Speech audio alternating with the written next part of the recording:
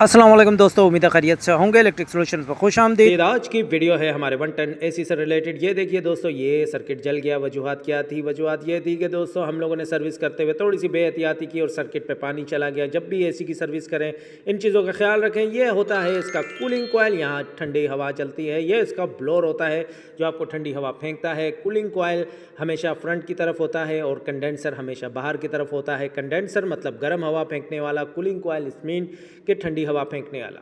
ये देखिए काफ़ी सारे एसी आए हुए हैं, कोई गैस लीक है, तरह तरह के मसले आए हुए हैं, लेकिन हमारा एसी ज़रा सी बेहतियाती की वजह से ख़राब हो गया।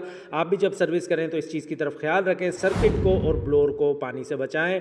हमेशा कूलिंग कॉइल पे पानी मार के साफ़ करें और कंडेंसर पे पानी मार के इसको साफ़ करें। हो सकता है ब्लोअर चलाएं, वो ज़्यादा बेहतरीन रहता है। अभी हमारे प्रोफेशनल ने एसी को कंप्लीट कर दिया।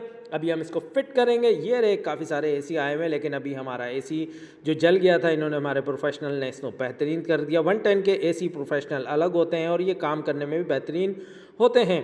उम्मीद है दोस्तों वीडियो अच्छी लगी होगी। अपना बहुत सारा ख्याल रखेगा और लाइक करें, सब्सक्राइब करें, बेल आइकन पर क्लिक करें। अल्लाह हाफिज़।